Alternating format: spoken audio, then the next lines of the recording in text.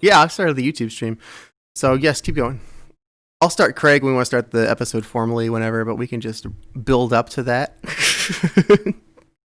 Okay, so shall I start this the Twitch stream? Yeah. Okay. Working on it. Sorry, my special guest didn't come on. That's fine. I got the camera on YouTube. I know. How many times has this happened to us? Like a million? That's okay. Why don't you guys scrunch together a little bit so you're both in frame? If you guys don't mind, just a tiny bit. Thank you. We can be friends. We can scoot a little closer. Not, as long as you're both physically comfortable, just get as close as you can. Thank you. You look good. Okay, I'm starting streaming. There it goes. So why don't we want Craig on? We will put Craig on when we are ready to start the episode. Are we gonna start doing an episode? Let's just start now. All right, I'm gonna add Craig then. And so many things, just like the news changes every, not even day, every like 3 hours. Now All right. recording. Welcome to the Yanggang Roundtable. It is 12/23, Friday, October 9th, 2020. I have the FaZe and Ariel here. My name is Shale. We're basic income advocates. How is everyone? We should say doing pretty face good. squared. What's that, Ariel? I said face squared. FaZe squared. Yeah, with the two FaZe in physical space. This is blowing my mind today. We're in Palestine, Texas. Yeah, because normally, Faye, Donnie, you're nomadic, and you've been on the West Coast for most of the time you've been on the show, right? Yeah. No, you're You right. moved around. I really. Yeah, it's been West Coast for the past, I don't know, 6 to 8 weeks. And now you're in Texas. And now I'm in Texas. Yeah, I really like traveling and moving around. But going, I don't know why I haven't gone east in a while. I mean, I kind of fell in love with California. That's part of it. I keep reaching for the wrong place. But yeah, I don't know. It's fun. I met so many incredible people along my journeys just here. I got to meet other podcast members like Angelo and Sheridan and now Faye. And then also I met Daniel Arizon in person. I mean, I've met him before, but he hosted me a night. And then I even met a different gang member, Michelle, and I don't remember her last name. But yeah, so like I met so many gang members, and it was incredible because my throat was so fatigued from talking. Okay. Like, I spent like 6 solid hours talking to Angelo. Like, we were hungry and we went to go get Wendy's food. And then, like, we sat on my tailgate in the parking lot for like 6 hours. It was daytime when we sat there. It was like in the middle of the day. And then it was night, like really nighttime. And I was like, well. Oh, yeah. So wait, did you manage to take a picture of Sheridan? Because we never see his face. Oh, yeah. I don't know how I have no idea how Sheridan looks. It's so funny. You know, you guys aren't the first person to say that. And like, I never thought that I never knew exactly what he looked like. I guess in my mind, I already knew what he looked like, but like realistically, you're right. I don't think I knew what he looked like before meeting him. But I met him and his girlfriend. No, I didn't get a picture. I'm so sorry. That's all right. I don't think preserve the mystery. Yeah. I know. But yeah, no, it was quite the adventure. If we had a photo, we'd have to show it privately anyway, because he must be a very private person. All right. So maybe, yeah, I don't know. Maybe he just likes Sheridan. avatars. He just loves using avatars, is all. Funny. is that all? That's Dude. all. You got. I don't know. It's beautiful how we've all been connecting though, and just finding each other. You mean someone who uses the name Furry Sparkle Avatar? What? Yeah, it is cool. We all know each other. We're like meeting, and it's blown my mind that you guys are in physical space because of this thing where you met through this thing that I started. That's crazy. Good for us. Yeah. That's funny. What? Jill, you're like, Mommy, I found golden rock. okay, that's Yeah. nice, sweetie. I'm Except for found rock. a people you connector. That's interesting because when going to Texas, you pass through Arizona and New Mexico, so that's like Yeah, like how long did that take? Out of my way to go see Sheridan, but I gave some random woman a ride because it was 108 degrees outside. I don't even have AC in my truck. Okay, like I was spraying myself with a water bottle. That's where we're at. Okay, Yeah. But anyway, so I ended up like she was walking with a gas can in her hand. I was like, hey, like you okay? Anyway, she gets in my car and she's got this gas tank. It's just 2 gallons or whatever, but it doesn't have like a lid on it. And so like, yeah, it was like 10 or more miles to the next like gas station. So she would have walked forever, but she wouldn't have. Somebody would have picked her up.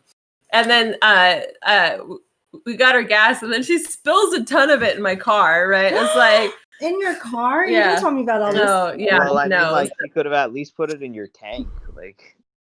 She's Right? gonna spill it. Spill it to the right spot. Well, to me, I'm just like, well, the window is already open because I can't handle the heat, right? It's We- like we it's are- like when we you have something that you can drink and you spill it on yourself instead of actually drinking it. Well, she gave me $40, and I think part of it's because she spilled the gas in my car, right? I managed to like have extra money because I was like, Sheridan, I can't see you, and I got the gas money. And then magically, by helping this woman, I had exactly the amount of gas The money. exact amount of gas money? Yeah, I did the math. Like, I was like, I could do this. Wait, you left without enough gas money? That's funny. I had a gas tank Oh with man. me. So no, I've done this before though. I've honestly purposely left without enough money to make my goals, and it pushes me to go outside. And you my wonder why I'm comfort zone. asking you to check your car before you come out. So yeah. It pushes you, huh? Yeah. That sounds No, like a bad way to do things, man. I don't know.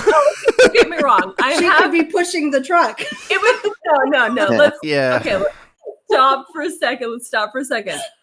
I have people I can ask for money. Like Mhm. I always have somebody I can ask. Literally, it would just be like pushing me to ask for money. Okay. I always have somebody who would donate to me, but I don't cash in on that unless I absolutely need to, right? I understand. So I'm just like, that's my emergency, but I like the adventure and the not knowing and the like risk of it all. And it just, I don't know. It's good to, you don't want to give yourself excuses to not do something you want to do. You don't want to always feel like there's more you have to do to prepare no matter what you've done. So I mean, it's good to counterbalance against that if nothing else. Yeah.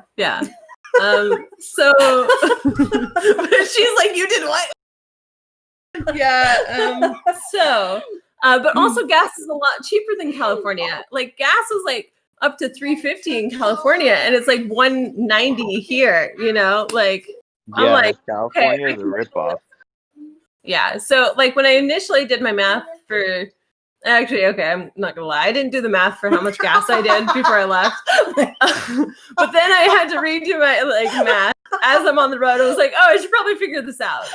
But I grabbed my gas tank so that I knew I had a backup. And I've seen people do this thing, they call it jugging. Okay, so they have a jug, they go to a gas station, they ask somebody to fill it up, right? And I've always wanted to challenge myself to do that. Now let's talk about how I got this gas tank, okay? I went on a quest to find a gas tank so that I could go jugging, okay?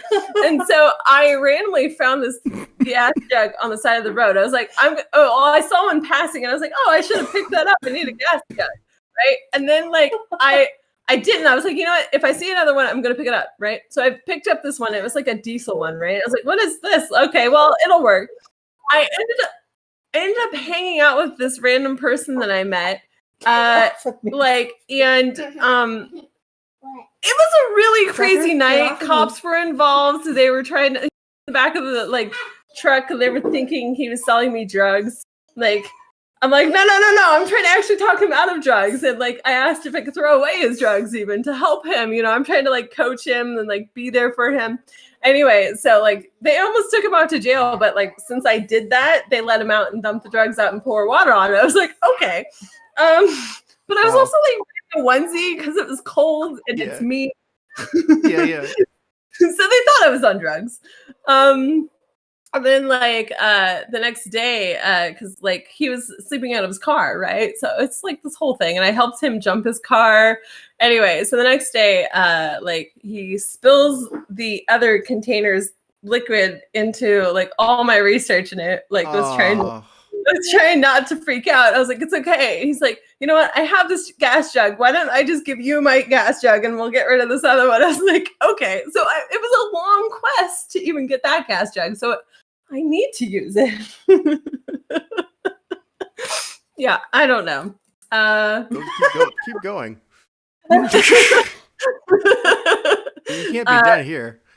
Yeah, well, I got it and I never used it. And then like I've just been too afraid to. And but I don't know. I saw a guy get like 2 5-gallon gas jugs filled up and he was fully nomadic. He had a busload of people and like a whole family and dogs. Like it was beautiful. And people are like, oh, I can't travel with. I'm like, I've seen it done. Yeah. That was a really strange time in my life, by the way. Some weird things happen. Isn't that like now though? It's still ongoing. It's still the strange time. Yeah, it's good to have an emergency. You can't invoke that idiom to create the psychological, emotional distance between you and the story if the story happened like yesterday. Well, and it's okay. It was a really strange time. This breakfast I had, it's like I had breakfast today. I like living a unique life. Okay, guys. Great. Yeah. Well, but the thing is, okay, the emergency gas, it's good to know you have some. Mm-hmm. But if you have it in your car at all times, it creates a danger. Oh, it's totally empty right now. Okay. Yeah, it's totally empty. Like I didn't actually have gas.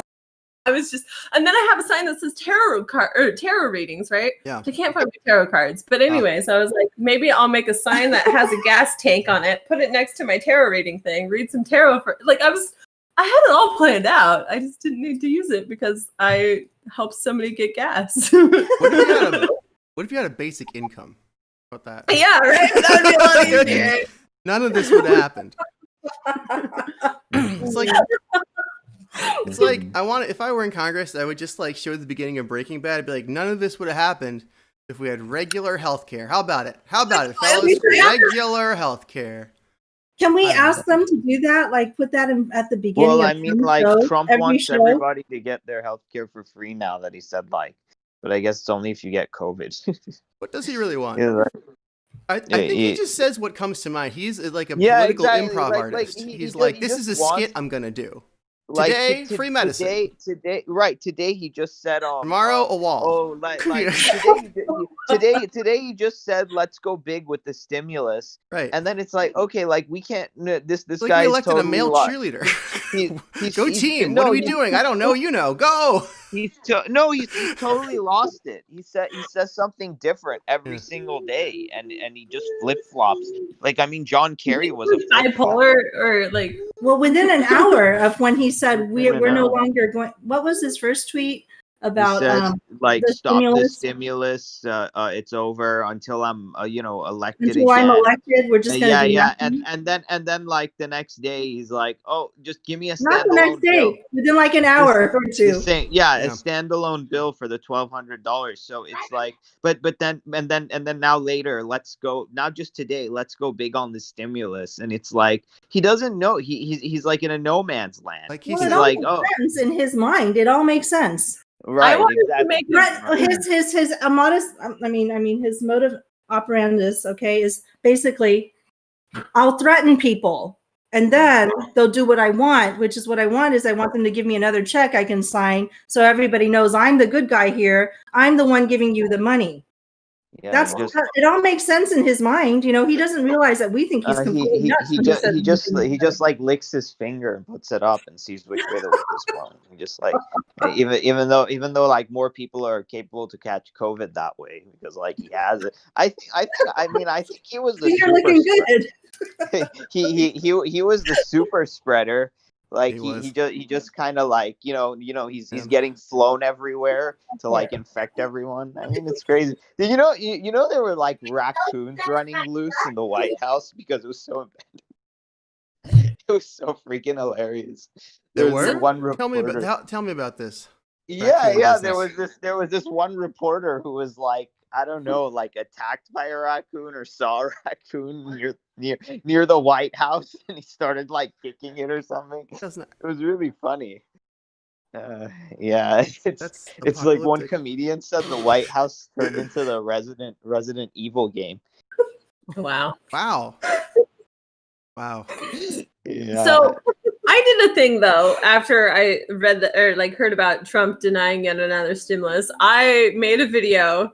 I didn't mean to cry. Like there was no intention of crying, right? I had a breakdown, and I'm okay. I'm gonna make a video, and then I'm, and then I was like, okay, this is the video. I'm okay if it goes viral because I'm going to pull at some emotional heartstrings. And, some people, they're less likely to be rude about a woman, like a reason a woman's crying. No offense, but they're just like, oh, but then other people feel it. And like, even the people who are like, oh, well, he just tweeted this thing about the 1200, because I tagged that motherfucker. And then like it got shared. Are you talking about tea? Yeah. Well, I don't know if he ever even saw it. Yeah. Just the one I was crying. I want to see. But anyway, it got a lot of views because I wanted to make it go viral. It's got 10K views, so it's not as many as some of my videos I've made. But like, I thought Andrew Yang would maybe like share it. Maybe even Scott Santons.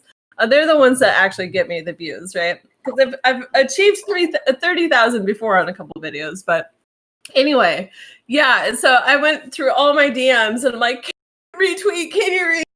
I really wanted people to feel my emotions because I'm not the only one. And then some people are like, well, he said he's going to do it. And I was like, okay, how many months has it been? I don't care. Like, right?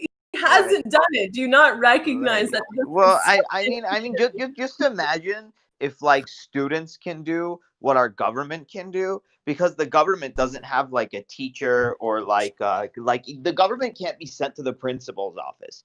But just imagine if like students just said, oh, I'm going to finish this homework.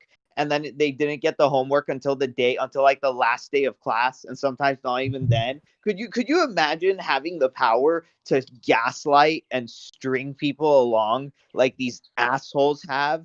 And they never have any consequences. Like regular human beings face consequences for not getting stuff in on time, like late fees and penalties for like saying something and then it never happens. But these assholes never do.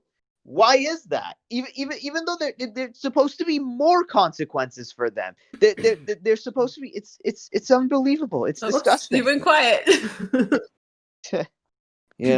It's that reminds me of the time when I was like I worked for Goodwill, and my manager was quite cruel, and she was very loudly one time talking about a woman behind her back. That was a customer. She's like, oh, this is just another run-of-the-mill crack whore, and like trying to say it loud enough so that this other woman heard it. And like that wasn't the only time I heard her say something really crappy about a customer.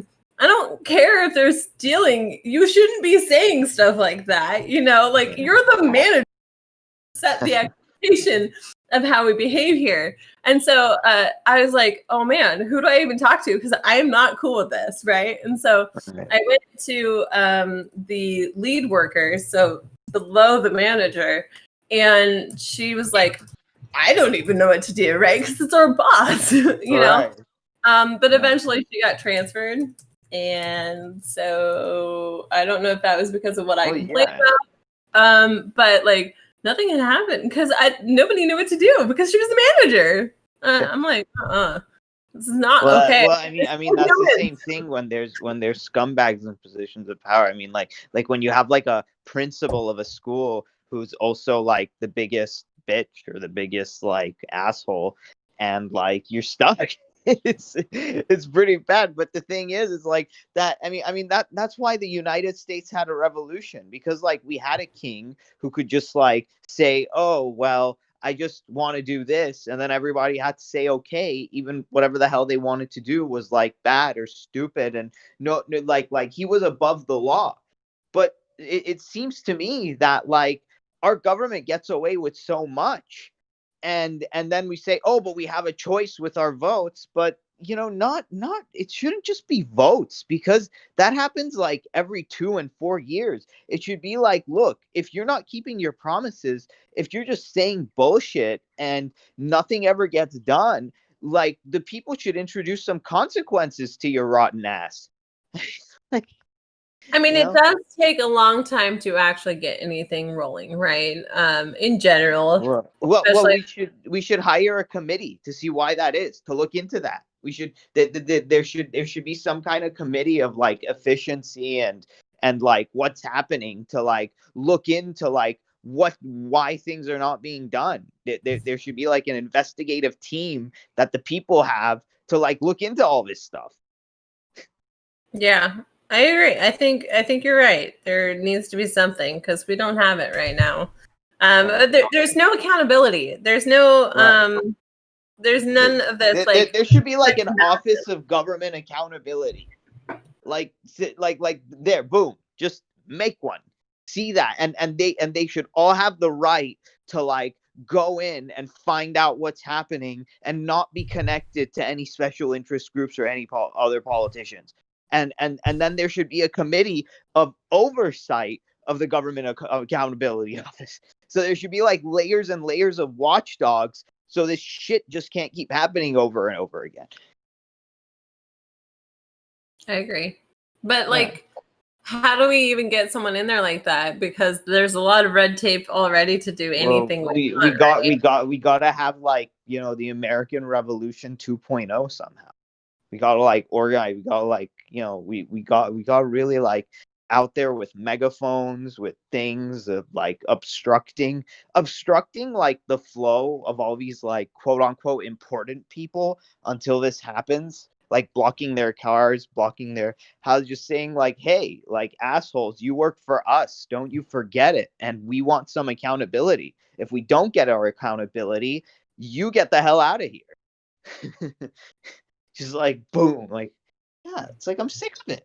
It's like why should our lives be the only lives that like we always face the consequences of our actions when we do something wrong, or when we lie to people, or when we're being stupid. We always face those consequences. These people are shielded from them, and that's not okay. What do you suggest as a good punishment? Well, I know this sounds weird. Like they said at the debates, like we should have put like a shock collar on maybe on their things. But I think like we put the shock collar on like the genitals of our government officials, and every time they do something, we just push a button and it just shocks them. And then after a few shocks, it's like they won't do it anymore.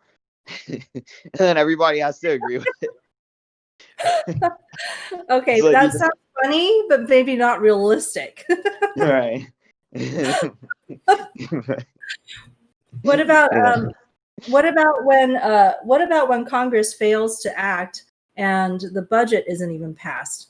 Now that they I don't find get paid. ridiculous. They don't get paid. That's it. I think automatically they should not only not get paid, but the entire Congress should just be relieved, and they should all be fired automatically. Yeah. And it just starts a whole new round of us just voting new people. Adios. Bye. Bye. Yeah. Lose your whole job.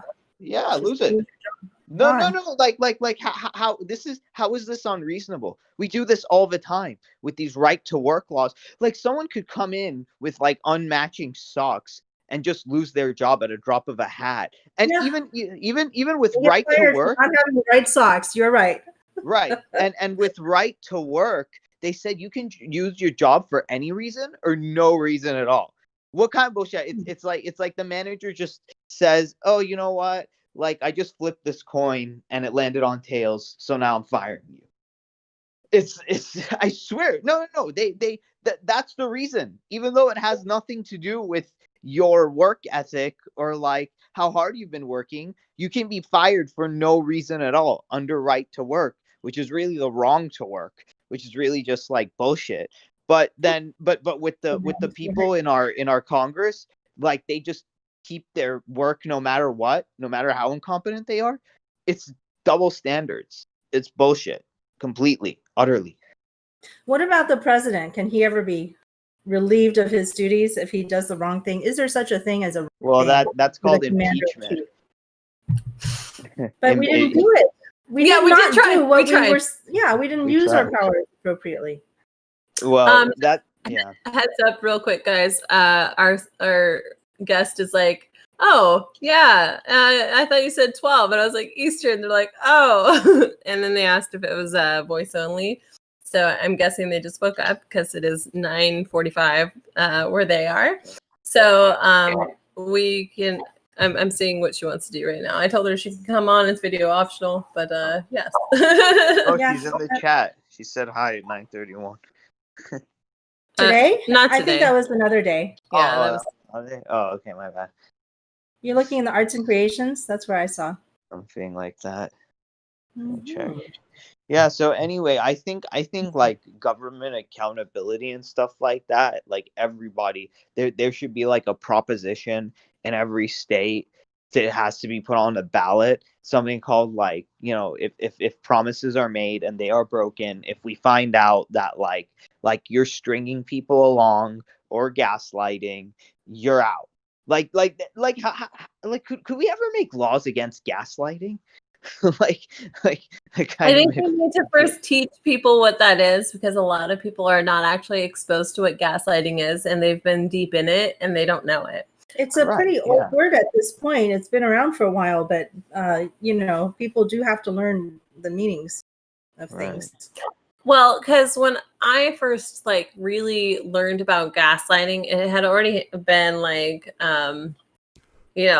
I had experienced it a lot, and I was like, oh, wait, I was in a really toxic relationship, and it took a lot for me to even learn how to get out of the toxic relationship. And so and then I could finally start teaching it once I felt like I had, myself better together, But you don't have to be old to practice it, because my 6-year-old gaslights me all the time.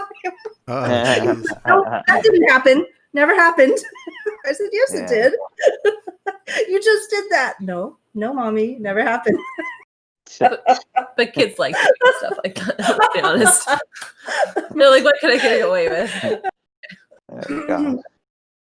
Funny. We are living in two different realities, you and me, mommy.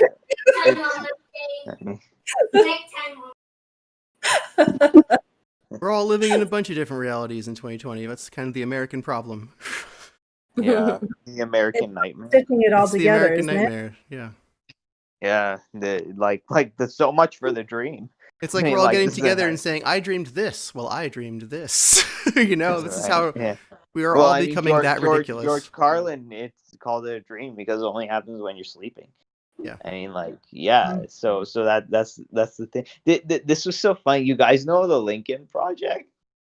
Yeah. What about They put up like those old cheesy infomercials for a drug or a pharmaceutical that you play on VHS tape, and when you look at your TV, there are all these lines and shit.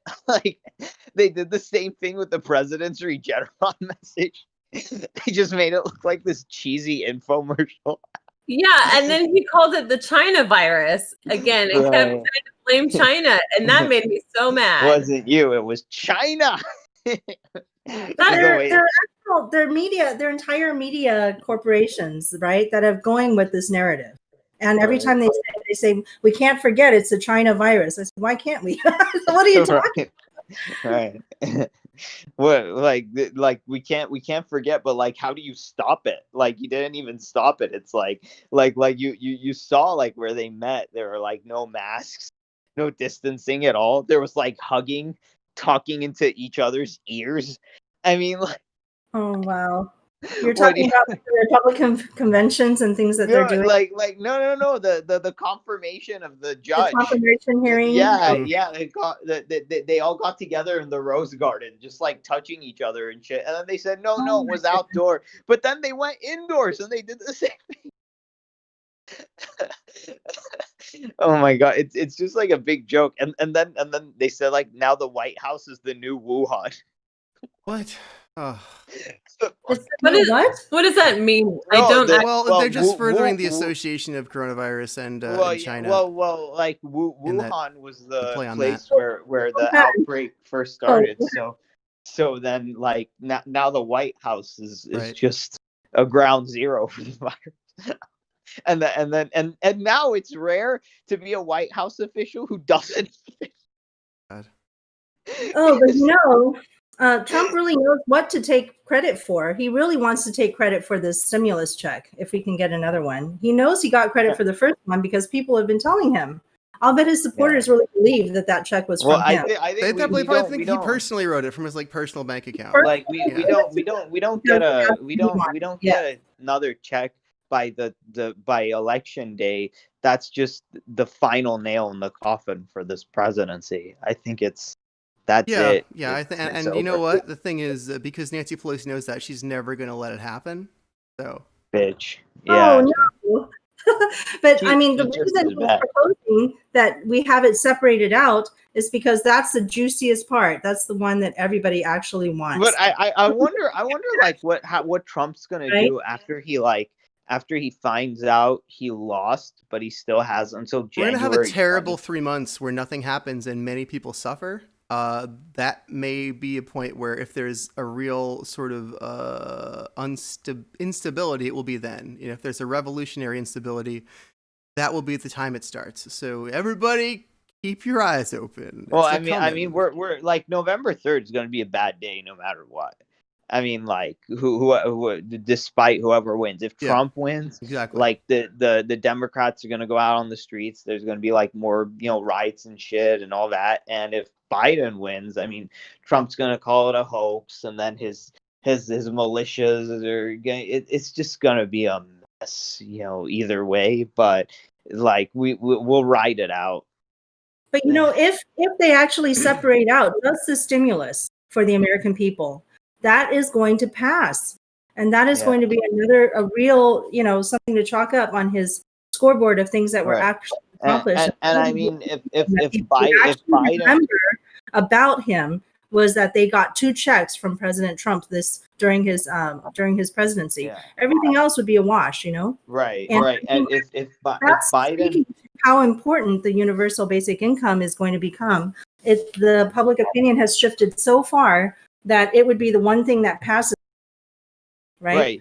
But like if any one of these candidates who was endorsed by Humanity First wins on the 3rd of November, I mean that's going to be like a game changer. I swear, if David Kim wins, he'll be like 10 times better than AOC, just off the bat. Just like that, because conservatives can come behind this no means testing bullshit and enjoy it like a lot, because that's why, like, as conservatives, they love the idea of no means testing. So I mean, like just imagine like an AOC who also has like some conservative backing as well, that can get along with, and how powerful that can change the game. Because then they can't like divide that so easily when these Humanity First candidates are in there, because they know about like means testing and money and business and all that stuff. So it's like it'll lessen the division between conservatives and liberals. I think that's good. Yeah. So do you think Pelosi? So the problem is we can't get Pelosi to separate, and it has to start there. And then if and this is what Scott Santens really wants to happen, and I think that would be the correct answer to this. Then Congress could actually get something done, and the rest they can argue about as long as they want to. And then you cut out there for a second. To clarify, you're saying Nancy Pelosi needs to separate the stimulus for the individual people, the $1,200 check, from the rest of the package, right? That is correct. Very good. That would be a good solution for human beings all around in the entire country, and we could have a more positive opinion. Oh, Katie is here, but she's in the other voice channel. I'm going to hop over there. Excuse me. That's funny. I don't know if she entered the idle channel, like by intent. All right. They probably don't know about the thing. It's their first time, I guess. Yeah. Yeah. Just like see two voice channels. One is titled The Roundtable. The other's titled I Got Idle. Right. Yeah. Idle Diddle D, eh? Yeah. There we go. Oh, there we go. We may have our guest joining us. There Yes, she is. Katie has made it. Katie, Katie welcome. Ceni. Oh. Say your name correctly. Hey, it's Katie Ceni. Katie Ceni. Welcome She to is the actually show. someone I also met on my epic road trip, by the way, guys. Like, Epic road trip. Yep, So- I'm in Courtside, Arizona is where I landed last night. So that's where we're at. Okay. Is that different? Are you nomadic like our Faye? Yep, I live on the road. Home is where the van is parked, you know? I feel you there, man. So, welcome to the Yanggang Roundtable podcast. I'm so happy that you're here. I think you have a lot that the world needs to hear. Yeah, thank you guys for having me. I really appreciate it. Does anyone want to turn their camera on? Because we are streaming to I'm going to YouTube and turn mine Twitch. So anyone who could put their camera on, that would be great. Not, that's okay. But it's optional. Yes. But yeah, we accidentally turned ours off. Katie, both of us are named Faye. And I know you've met Faye Doney before, and I'm Faye Koo. Cool. Well, very nice to She meet was on you her guys. way out to see me when she met you. Gotcha. Yeah, she mentioned she was out there to see a friend. Well, that's cool. I'm glad you made it. Yeah, made it all fine. So I kind of mentioned a few things that I would love you to share about. And one of the first things I would like you to talk about is your recent experience during the pandemic, entering the criminal or the jail. You went to jail. It But I was terrible. Yeah. Let's Criminal start justice there. system. Yeah, so basically what happened is I have a buddy in Colorado that let me borrow their vehicle. And they hadn't been making the payments on it and decided that the best route for them was to let me use the vehicle and then report it stolen so that the insurance company would cover the cost of the vehicle so that he could get himself a new one.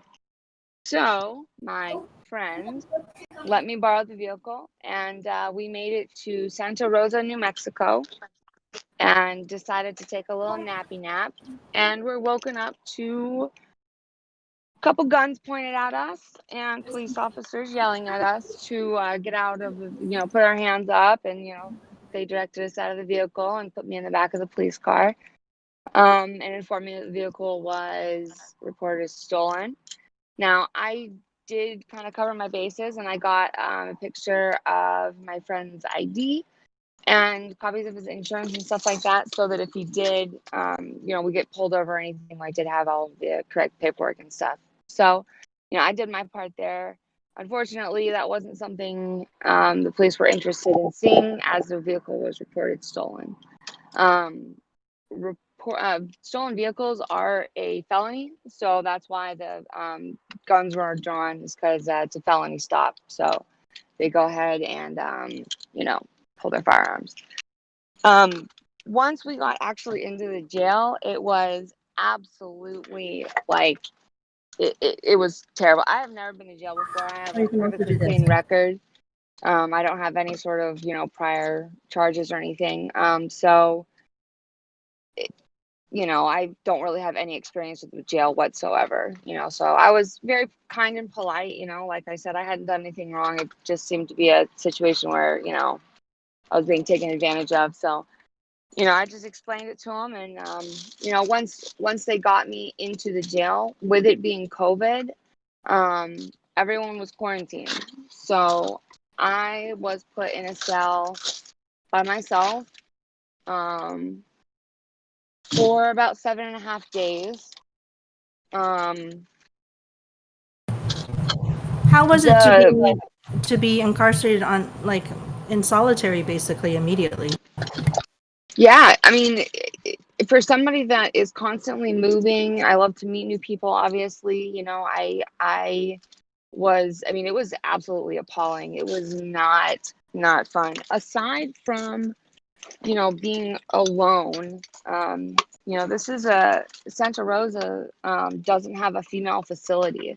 So they actually wound up taking me an hour away from the city that I got picked up in, to Tucumcari, New Mexico. And in Tucumcari, that facility is a privately owned facility, which means that the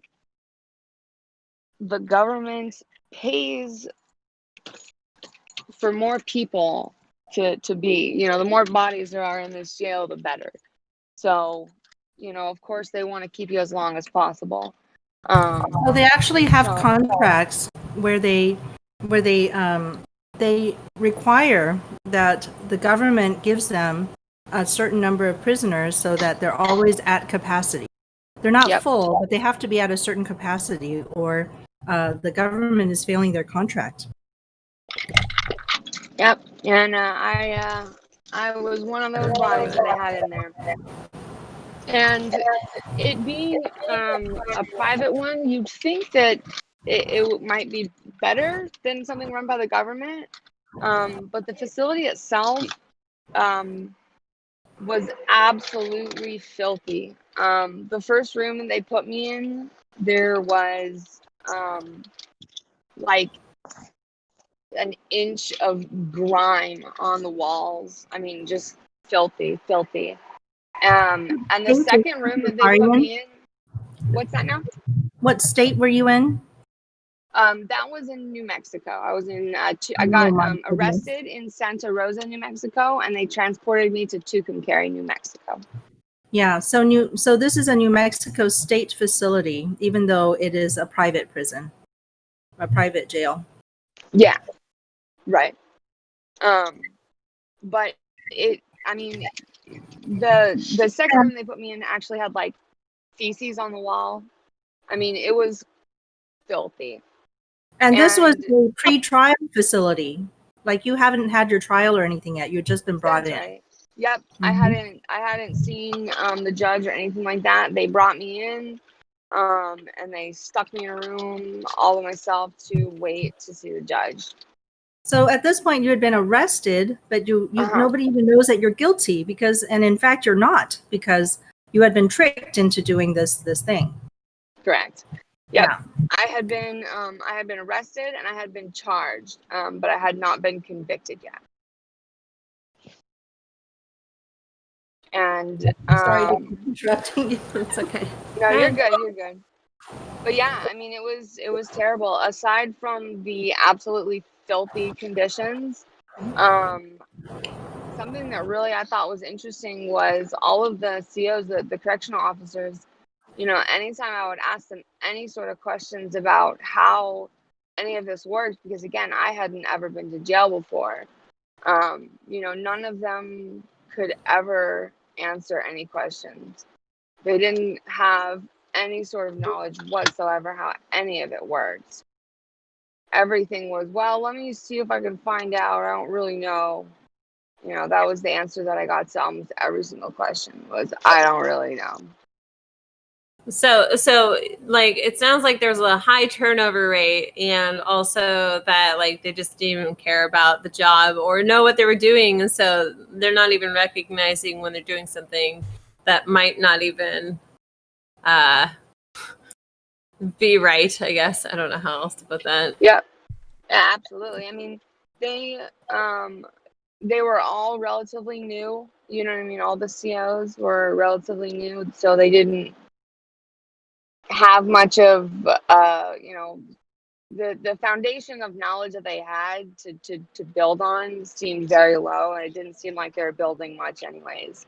I mean, they literally were just coming in and giving me food and leaving, you know what I mean? So anytime I had any sort of questions or anything like that, you know, there was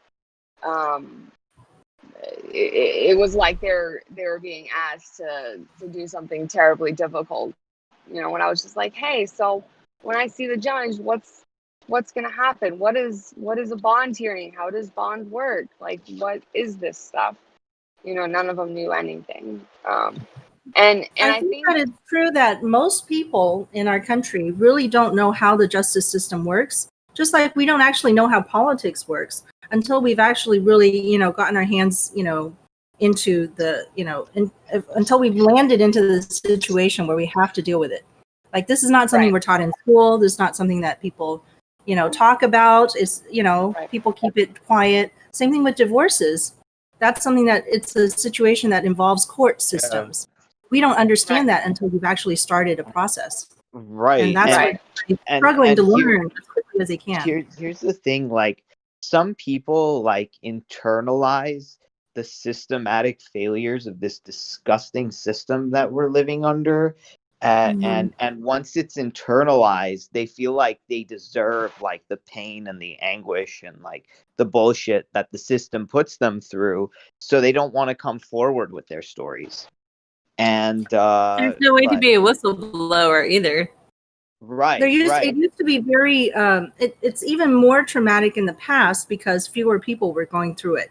And so when it was like just you out of 100 people who was going through a divorce, or just you, that had been ever incarcerated, then you feel severe shame, right?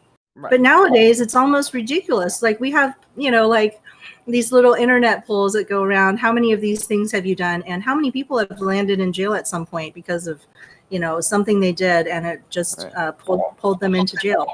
But it's not only that, it's this disgusting toxic narrative of this country actually being free and being a meritocracy, which, over the years I've come to realize it's a complete freaking lie. It's a load of crap. I mean, like, we're not a meritocracy. We don't have freedom because if you don't like, do what you're told by, that it's not like the kind of thing where they take away your freedom by just like killing you or throwing you in prison. They take away your freedom by using poverty as a weapon. So for sure. it's like they although they can't just take you to jail and can't just like, kill you, they can take all the oxygen in the room away from you. That's what they do, because then you're not going to get hired, and you're going to be like blackballed from employment. Metaphor. And if employment is your only means of like survival, and then it's just like pure poverty, then that's the way that they silence people and they control people, not through insta kill, but through like killing you slowly.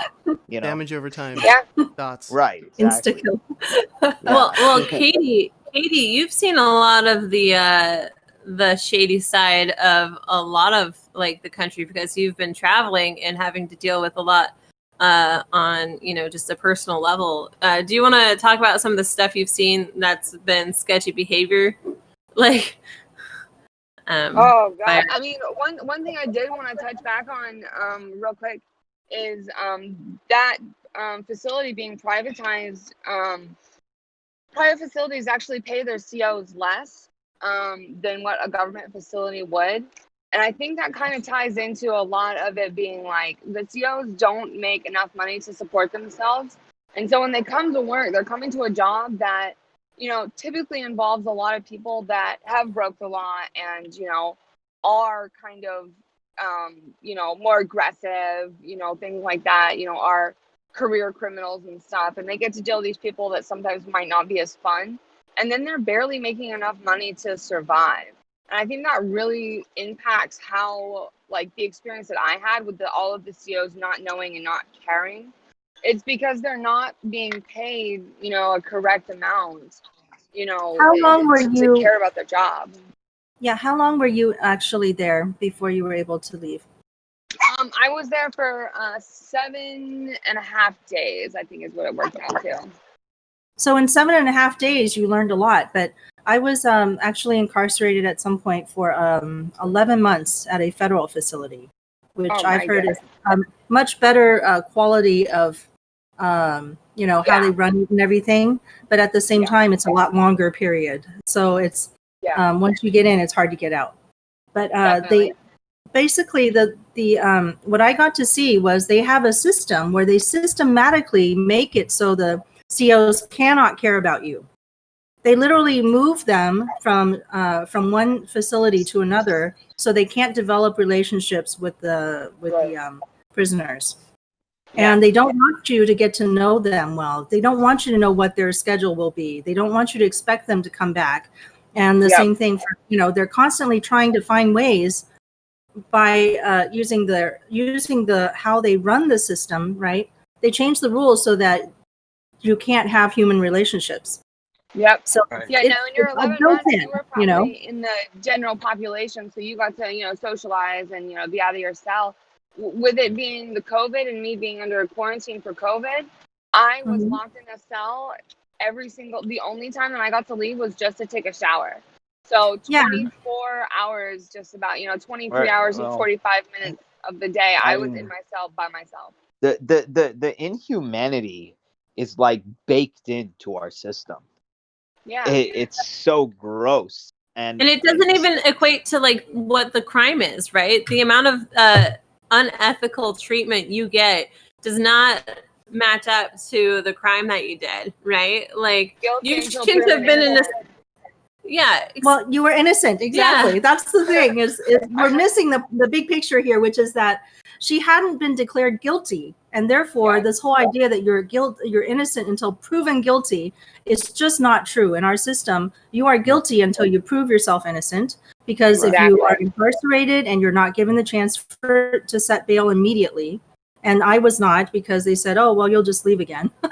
So they were like, she knows how to leave the country. We're not going to let her out of the jail, because for the jail system, the worst crime that you can commit is not even killing a man. Okay, killing someone is on par with the crime of actually escaping. So escaping the jail system or escaping is considered at least as awful as killing someone. It's on the most severe scale. Yeah. This country is so fucking bad that when it comes to like punishing people, we're really good at it. We're really efficient and like we're really good at when it comes to helping people, when it comes to doing something good for people, something that'll lift them up, that's where the incompetencies in the system are. That's when the system is incompetent. It's like it should be the other way around. What's interesting with that is I'm going to point out that when I was go ahead. You were going to say something. What I was going to say was whenever I went into the jail, you talk about helping people versus hurting people. One, I was innocent. I hadn't committed the crime that I was being charged with. And I'm a drug user. So when I went into that jail, I was in a room all by myself going through pretty severe withdrawals. And there was absolutely nothing that anyone would do as far as helping me. I actually was like, I was throwing up so bad that I went I kind of blacked out for a second and I hit my head. And oh no. I was given 5 Tylenols and a Benadryl and told to go lay down. That will kill you. After hitting my head. Yeah, after hitting my head hard enough to this country I don't think I had a full concussion, but that's what I was told to do. That's disgusting. Yeah, that's just we don't have a country. We got to do something. Yeah. We can't. I mean, Joe Biden is the architect of the private prison system, and he's the one who's supposed to save us from Donald Trump. Who is Donald Trump? We don't. Right? We don't have a country. We have a network of corrupt, wrinkled up assholes making disgusting laws. I feel like we don't have a country. That's I think I was playing Payday. What was it? Someone said Faye, I think you asked, are you worried about the possibility of revolution? Not at all. I have no interest in preserving what we do as a country. We're just bad. Right. So Katie, when the other thing that I wanted to point out is that what they did to you in those 7 days is considered the punishment for people who are already being punished, right? Putting somebody in solitary is the worst punishment that they have for you in jail. So even when you do something bad in jail, they still want to give you extra punishment, right? To prevent you from doing the things they don't want you to do. What else can they do but lock you down harder? So locking you, not having someone in the room means that when you were throwing up, who was there to notice if something got stuck in you and you couldn't breathe, right? Yep. You could have had something awful happen to you because there's nobody in the room with you. And that's Yep. actually the number one reason why they don't put people alone, is because they are afraid of suicides, right? Why Yep. would you put Jeffrey Epstein in a room by himself? Obviously, Right. that was like, that's everybody knows in the jail. And- If you're put alone in a room, you Well, had They suicide. checked on us. They and- checked on us once every 4 or 5 hours. You know what I mean? So like, I didn't get to like even see a human, but once every 4 or 5 hours. You know. Right.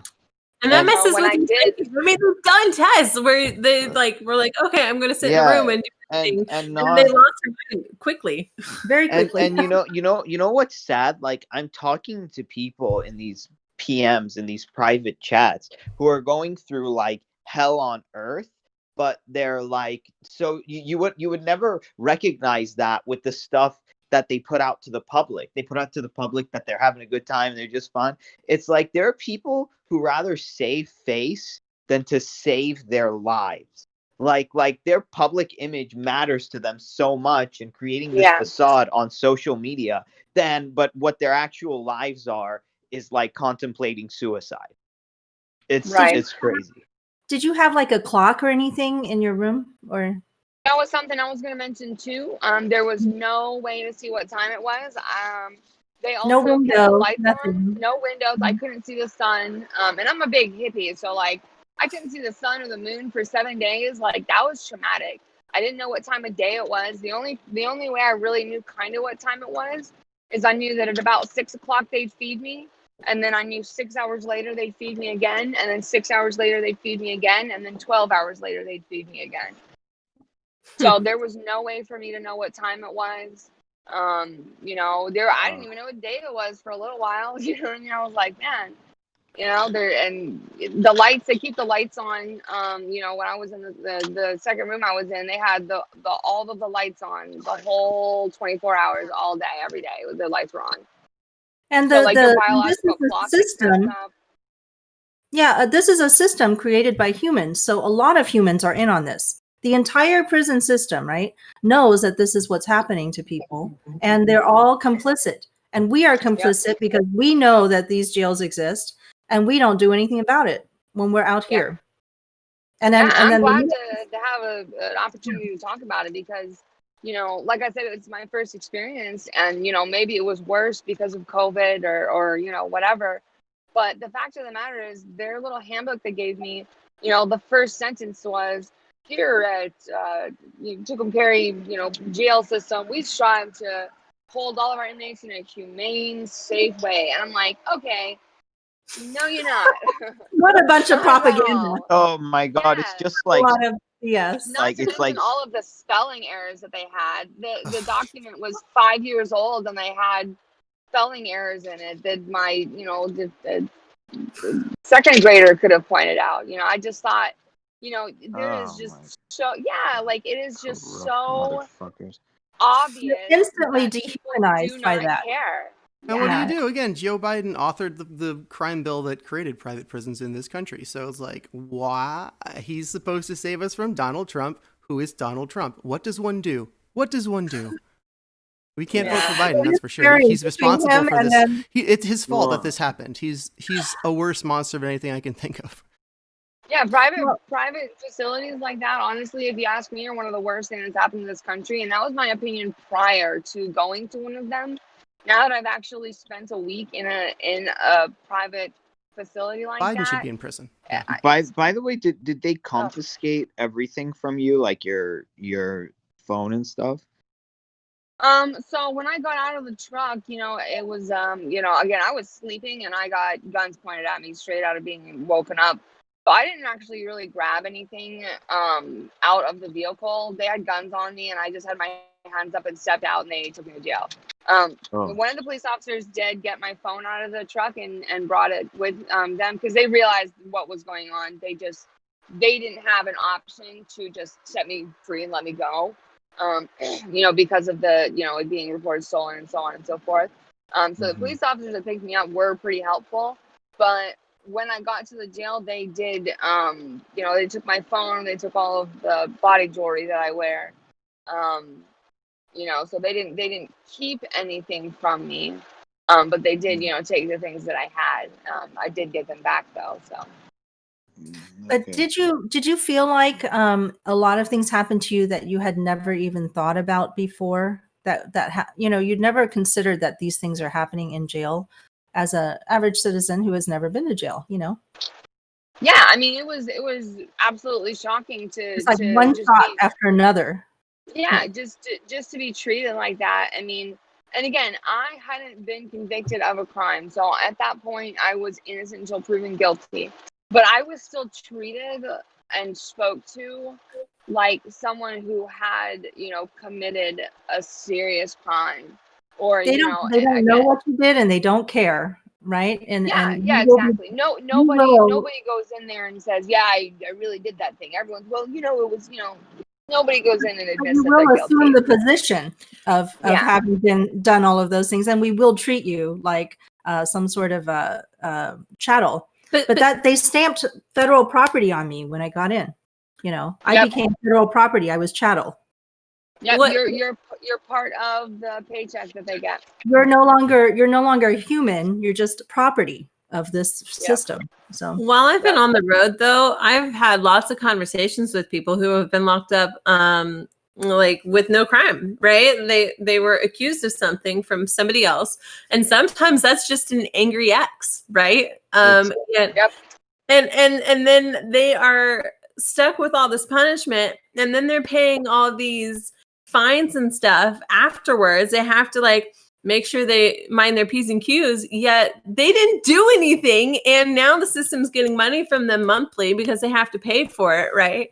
And they didn't do anything. Like it just. Well, I think that the schools kind of like prepare people to be docile like that, to just think like I see schools as prisons, and I don't know, like I heard from someone when I was working, it's like after like all these like factories shut down and like after all these job opportunities went away, the state just created like a whole bunch of prisons, and it's like, why would they do that? Yeah, because people can't work. Where are you going to put all the people that are no longer of any use to us other than to become prisoners? Yes. Right. The pieces of shit. Percentage of our population in prison. Like we have so many people that are, incarcerated. I mean, it is absolutely crazy. I mean, if they took the people that were incarcerated and actually would like, instead of just sticking them in a cell and letting them kind of fester, if we would actually use incarceration as a form of like actually reforming people, because I do think that some people do need to go to jail, and some people, have committed crimes that are, very bad to society, and those people do need to go spend some time and think about what they've done and sit in time out.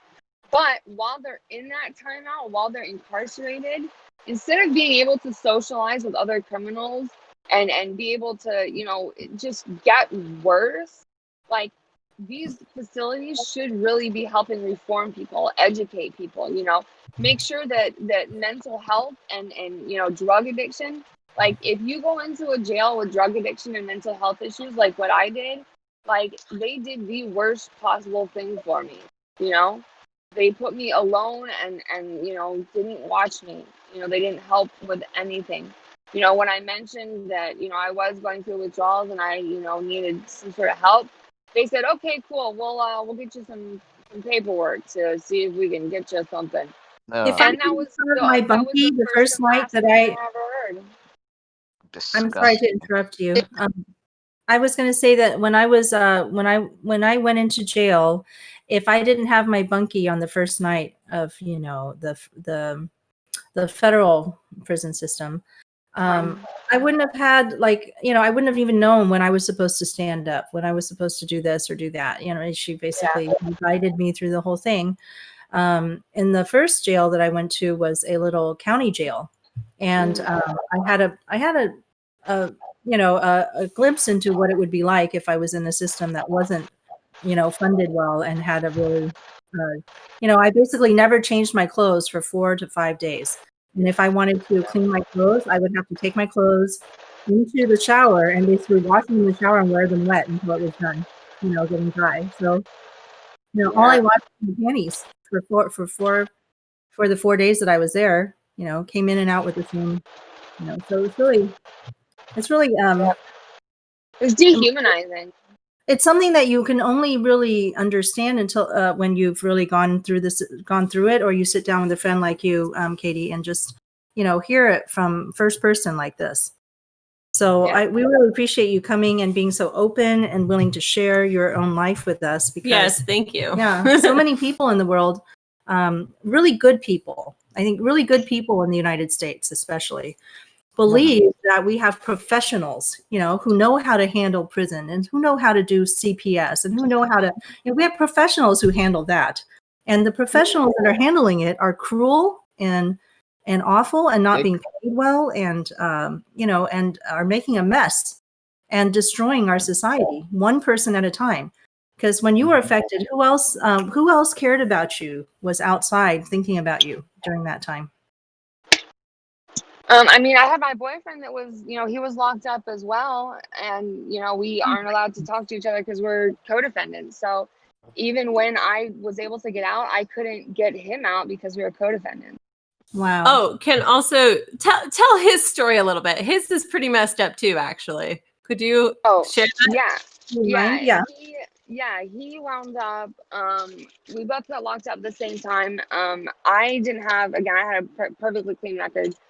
So they wound up setting me a very high bail at first. And then when they did my second court date, they looked at it and said, oh, well, she's actually never done anything wrong. And it looks like this is what's going on, because I'd let them know, like, hey, I have all the paperwork. Like, so they actually wound up letting me out.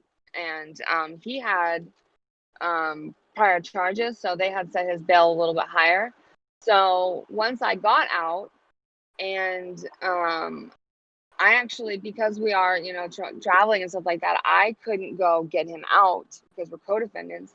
So I actually, he had someone that was in jail with him that contacted their parents. And their parents contacted me, and they actually got him out. I gave them the money, and they went in and actually did the paperwork since I wasn't allowed to, which was phenomenal. It was really awesome we were able to do that. But once he got out and we paid his $500 bail, they set him a court date. So he got out on a Thursday, and they set him a court date for Monday. When we went to court, it's all digital. So he wound up going to the actual magistrate court to sit there, just because he wanted to make sure to, like, have everything right, just in case the digital thing didn't work. He had poor cell phone service in the middle of the desert. So he went there, he did the court thing, and they said, okay, they dropped the charges for the vehicle. But because he didn't have an ID, and they had actually written his date of birth down wrong, he was charged with concealing identity. So because they messed up his date of birth, and because he didn't have an ID, he was given this misdemeanor charge. And because of that, he was given a drug test. So which of you were driving? I mean, you weren't both driving when they. They were sleeping. We were They were sleeping, but I was in the driver's seat. So he has a driver's license. Like, his license is good, but he just doesn't actually have, like, a physical photo ID copy of it to show them. But he does have like a valid driver's all he was doing was being in the car sitting next to you. Mm-hmm. Yep. But Yep, he he had was ended up with existing in the more same charges space as than me. you did because of the lack of ID. And Wow. well, so my date of birth is 10/26/90, and his is 10/2/90. So they wrote down 10/6/90 for his. So they kind of, like, got the dates of birth mixed up, and because of that, he was charged with concealing identity. So because they weren't listening to us and they wrote our date of birth wrong, he got a misdemeanor charge. Because of that misdemeanor charge, he was given a drug test, which, again, we do use drugs, and he failed because, we were only in jail for a week, and, some drugs take longer than that to get out of your system. Anyways, he failed that drug test, and they wound up taking him back to jail. So he went back to jail for another week and a half. Was he violating 10 days. something? by He having was drugs. violating. Yeah, he was violating his terms of release for the charges that had been dropped. So they dropped the charges and then drug tested him anyways. That's just ridiculous, right? He's not on parole. He's not on probation. He's not on anything. But for being sent out of jail, he has to drug test, or he gets to go back to jail. Wow, that's like a whole new a whole new thing. This is why when you're in jail, there's this whole prison lingo type of thing that you learn very quickly once you go in. But they don't talk about somebody committing crimes. We talk about whether you've been violated. Okay. Yeah. And that means when you've been violated, it means the police have found something with which to charge you again to get you back in. All right. And so you could just be doing anything, just normal things that normal people do, but the police figure out some way to get you back in jail if you've been violated. Yep. You're like, okay. Yeah. And so we paid $500 for him to get out of jail, for him to go back to jail a couple of days later. For catch a new case like you was catch a new failed. virus or a cold. You just catch the case. It just happens around you and you catch it because you're sitting next to your girlfriend who happened to be, in a car that was not paid for. There was some money that didn't exchange hands. So you caught this case. Yeah, you caught a case like you catch colds. Yeah, Right. no, it's absolutely insane. I mean, and again, for somebody that's never really had much to do with any sort of like jail systems or anything like that, it was just shocking to me to see that nobody could answer my questions. Like, you guys do this every day. You understand you should understand how these things work, and you don't. And I don't do this every day. You're using these lingos around me that I don't know what you're talking about. I don't know what the difference between bail and bond is. Like, are they different or the same? I still don't even know. Like, it was just so shocking to me that these people that do this every day couldn't provide me any sort of answers and didn't even care that they couldn't. But the thing is, what you're saying is that this is what's happening is that those people are trained just to do this one job. They really don't know what is happening outside because the way that you get information is from other prisoners, right? Other people who are going through your situation. The other people who are trained to look out after you in the jail or trained to do something, they only know their one job. They know they show up here and then they leave, and they don't learn about the rest of the system. They don't know either about jail, or they don't understand the differences between this facility and another facility or anything else that you're going to have to go through during your court case. So yeah, no, it was absolutely crazy. It was I was expecting to go in here and be able to talk to one of the officers and kind of like, hey, this is my situation, how does this work? And everyone that I asked that, they're like, well, I don't know. You know what I mean? And they're not paid to know. Nobody's going to train them on it, and they know nothing. They don't need to know, and they don't want them to have any relationship with you or start caring about you because they gave you some advice or they talked to you about anything. We talk about people falling through the cracks. People aren't falling through cracks. People are falling through Grand Canyons. I mean, we don't the cracks in this country have just become canyons. And we created them. We deliberately made them. It's not. So there's I had a lady who was in. She was also from Taiwan, so we had this more, of a relationship together. But she was talking about her jail experience as being sort of like, let me just imagine that it's a natural disaster, like a tornado that's happened to me or a hurricane that's happened to me. And then I can deal with it emotionally. I can't, if I spend all my time being angry and I blame the system, I blame people, then I'm going to have a much harder time of it. So she just imagined that it was some sort of natural disaster. But it isn't a natural disaster because human beings created it's preventable. This situation. We totally can change this.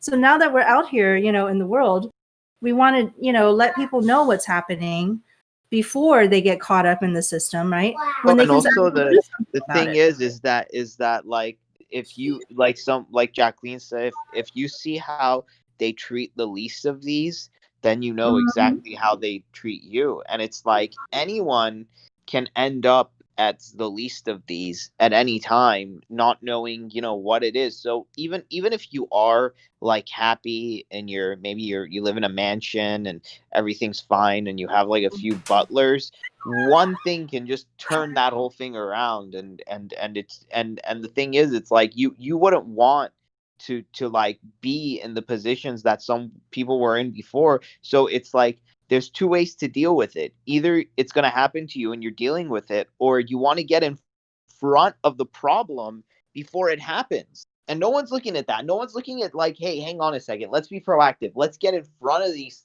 things before they start getting out of control. Everyone just wants to deal with them, until the last minute.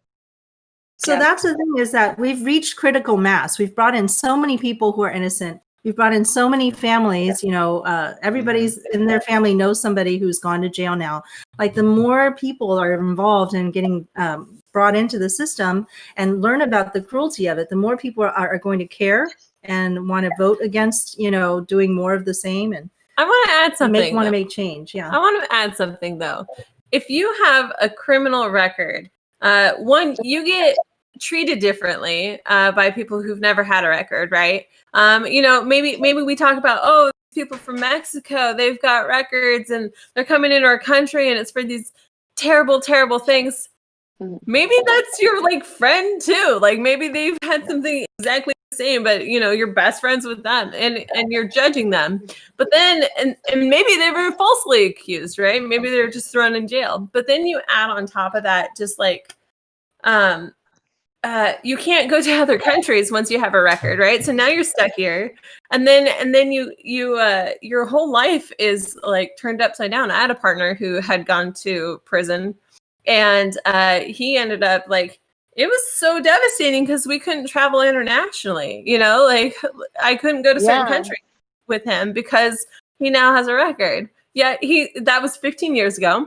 He's not the same person he was 15 years ago, 1 year ago, 1 week ago. We change, we evolve, right? But no, these things follow us, even if we've improved our life. And then and then it's emotional because like, you can't take that back. You can't change the situation because they make it nearly impossible. It's ridiculous.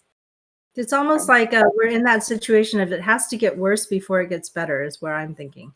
It's gotten so worse. How much more worse can it get? Yeah, exactly. I think the United States is like a basket case amongst the developed nations. We are. That's how we elected you. They're like, are you guys okay? Like, all our friends in other countries that have like been on the podcast, they're all worried about it. They're just like, oh, Americans. We're being held hostage by these corrupt, disgusting fuckheads. I mean, like, it's we really gotta do. I'm planning on voting, but like, we gotta get more people involved in civics. There's no other way. We gotta just say like, look, we're tired of this bullshit. It's like, and just kind of like, I don't know, like the more friends you have, and tell them to like not just vote, but to like get active, Yeah. So I want to actually, Katie, you had mentioned a lot of like corruption you have witnessed. And I would love to hear more of that outside of the jail situation you went to. You guys had mentioned a lot of different things that kind of was just like, whew, I don't know. Which story do you want to hear specifically? All of them. No. What would you like to see change the most? Pick something like that, and then like maybe something that bothers you the most. As far as the jail situation specifically, or as far as the country as holistically? The country, because you have a lot of insights just being nomadic, and I would love to hear more about. And our podcast is we're focused on the universal basic income as a solution. Have you heard of this? Yeah. She did talk about it, and the dollar bill, that's paper thing that has all of this value, to me, like, money in and of itself is so, like, that's the most corrupt thing in our country, like in our world, in our universe, and everything. But the whole point of privatizing the prison system, right, is to basically change the priority of the prison from the criminal justice aspect to just money. I mean, what else is a private prison if not just let's focus only on the money and how much it costs? Dollar bills, yeah. And being someone that travels and stuff, and kind of associating with the people that I do when I do go out and travel, we use a lot of the barter system. If my partner, he does a lot of mechanic work. I do like jewelry wire wraps and stuff. So we use kind of like some of our skills and stuff for trade, you know what I mean? So the barter system is something that's really helped us out. But like being dependent on this piece of paper that is in my wallet in order to do anything is just absolutely insane. To know that the extreme, like the scale that there's people that are making so much money that there's not even enough space on the computer screen for the zeros that are in their bank account. And then to have places in the world where there are people that are starving to death because they can't afford to eat is insane to me. Like, the most corrupt thing is knowing that we have enough resources on this planet for everybody to live extremely comfortable. And for some reason, there is a select group that is extremely rich and has so much wealth that one person can't possibly enjoy it in their lifetime. Like, they have so much wealth that if they live to be 100 years old, they would still never be able to enjoy all of that wealth to themselves. And then on the other side of the street, literally, like in some places that I've been, there's mansions. And on the other side of the street, there's a bunch of, homeless people sitting there, literally looking across the street at the mansion. I mean, that to me is so perplexing to think that like exists in that way, and it's all because of these little pieces of paper that we carry around, or these little pieces of plastic that have digital money. It's insane. Oh, you mentioned this one, like, you told a story about the dollar that it's impossible to pay back. Do you want to? Yeah. So the Federal Reserve, which is, again, a private company, when they lend out money to America, just easy numbers. If they lend us $100, then we have to pay back $110. Well, they created X amount of money and gave it to us. That debt that we have to pay back plus interest, that interest money doesn't actually exist.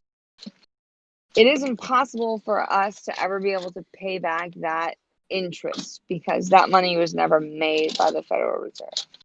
Like, that to me is pretty crazy, and no one really understands. I love that. That's how that you actually works. Understand that. Yeah, Yeah, Katie, a lot of people that's something that I think needs to be taught in schools, but we don't teach it that way. In fact, I have a Facebook group. Schools Do you have Facebook? What's that? Do you ever use Facebook? Oh yeah, I do. Oh, I would like to invite you to join my Facebook group. It's Please called do, It's called Structural Defects of Money Women, as a women's group. Okay. Cool. And the reason is I feel like women tend to get shouted down whenever we start talking about finances or money. Yeah. And there's a lot of sort of, things that we can actually get to talk about, I think, if we felt very safe and comfortable in the group. And so I started it out as a women's group. And we talk exactly about creating this sort of curriculum for people to really understand how money works. And it's not about personal finance, like how do you get out of your debt? No, it's not about business, like it's about how is money created? How is money regulated? And what creates the money in our world, because it's made up of rules. Money is not a real thing. It's a thing that human beings, right, make up rules, and then it creates the money. So it's just like a video game. You can change the rules, and then the money would work differently. So yeah. And so I think money, like I'm not 100% opposed to it. Like I said, I prefer the barter system. But I think money, if it were used as like more of a form of like it didn't have all of this like debt and interest and all of this stuff to it. If it was just simply a system to like, you know, keep track of, you know, what your, you know, what your value is, you know what I mean? Like you know, my trade is giving me this little bit so I can, you know, exchange that value. But it's gotten so like thrown out of whack, and it's not used like that. It's used to create the most amount of debt so Well, that's that the you thing can people attach don't. interest. Well, that's because we don't have a universal basic income. So the people with a lot of money are always preying on the desperation and vulnerability with the people who have less amount of money. So Yeah. so that like the powerful are always using their negotiating power to as a weapon on the people who hardly have. But if we had a UBI and people on the bottom could like gain a little bit of negotiating power, so it's not like you either work for me or like your life is over. If that wasn't the terms, and we always got the money replenished because as like a human right, people deserve like a place to stay, something to eat, and a place to rest their head. Then if that was just like given as just like that without having to worry about who am I going to get this money from, then then the negotiating power at the ones on the tippy top would not be as much. Yeah. But So now, you know, we don't have that. We don't, and that's why well, they hold don't on. want this universal basic income. The thing is, money has never actually meant value, except during barter, which is what you're used to doing on the road. Now, when you barter something, you're bartering something of value, and the thing itself is valuable. But money itself was never that. Money was always an IOU. Yeah. What is an IOU if not debt? An IOU was never of value. It's a chit for something that is valuable in the future. Someday I will give you something that is valuable, right? And that's what the paper is supposed to denote. The paper is not valuable. You're not even going to use it to write on, right? So, yeah, so that's the real issue, is that people get confused because they understand naturally the barter system, but they don't understand logically and mathematically and like figuratively all of the what is the money. Money is debt. And so to make our like our entire government and system way of life is built on always increasing the what do you call it, the GDP, or the what do you call that, the gross domestic product. The gross domestic product, all that increases is the level of indebtedness in our society, and we call that progress. If you think about it, right? It's like the more money we have, the more I there, the more debt we have that we're trading on debt. So and assigning interest to it too, like that's what really hurts the most. I mean, if you're taking out a loan, like obviously you're in a situation where you don't have as much money as what you need, and so you're going to get yourself into a place where you still have to come up with that money plus more.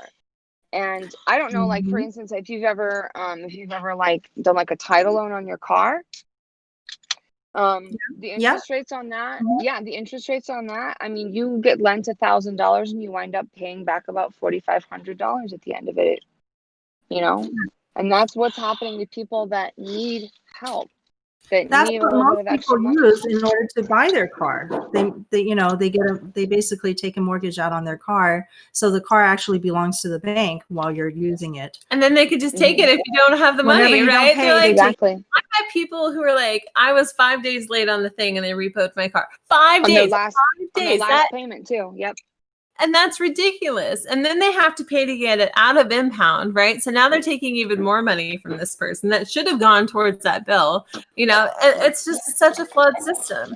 And then like even just like buying things though, like people try to like one up the price the next time it's sold. And then you one up the price the next time it's sold. And so we're just making things more and more expensive because we want to get value out of what we just purchased, right? And it's just like, we're only driving up the prices. Zephyr, go outside to play, Zephyr. Definitely. Yeah, so, it's pretty insane. I mean, it you would think that just attaching so much interest should be illegal. You know what I mean? You already have, in the case of the title loan specifically, you already have the vehicle that you could potentially be getting back. But to get that much interest, I mean, it's absolutely, like, it's just wild to think that that's okay. And then, if you want to talk about the, I use Bank of America. Bank of America took $70 billion in overdraft fees. I mean, that's $70 billion worth of money that people did not have. Right. It was for taken only from poor them. people who needed to deal with that. Mm-hmm. Yeah. I've let some of my banks go, because I didn't have the money, and the overdrafts put it negative. And I was like, you guys made me overdraft, and then you're charging me for the overdraft that you made me overdraft. Like, and I was like, I'm supposed to even have protections on it, right? I'm like, you're not supposed to let it go negative. And then they're the ones causing it. I'm just opt out of it too. I'm done with And you banks. still get them. Yeah. I'm done with banks. I go to Venmo, PayPal, and Cash App because I am done with banks. And I found a free bank that doesn't have any fees, that's digital online. And I only do that because there are a lot of systems that require a bank account, right? Yeah. You can't get certain, like, I think PayPal requires you to have a bank account attached to it, and it's just like, I think you can get away from a bank account, but they're screwing everybody. Sorry. Cash App actually gives you a bank account number and a routing number nowadays. So that's kind of a really nice loophole that they've done. Wait, what does? Cash App? And so does PayPal. PayPal now has Yep. what they call PayPal Cash, and they have basically a routing number and all that, so you can get, direct deposit and stuff like that into it. Yeah, but I'm always concerned about that because then they want your social security number, and then they want to, and then there's tax issues and stuff that starts coming. So I don't know. It's like scary how well tracked we are these days, and yet we have so little control of money because we are not involved in the creating of the rules that make the money work, right? So, like, if you really wanted to tie money to value, then there would have to be money created every time you had a child, for example, because that's a new valuable thing that has happened, right? Or every time you improve something. So if I spend my time knitting, right, then there should be money created to represent my knitting. I just did something, so there should be I should immediately have money for that, right? And that's what would be required for money to actually represent any kind of value. When something valuable happens in the world, money would be created. But that is not what happens. Money is only created if there is a debt incurred.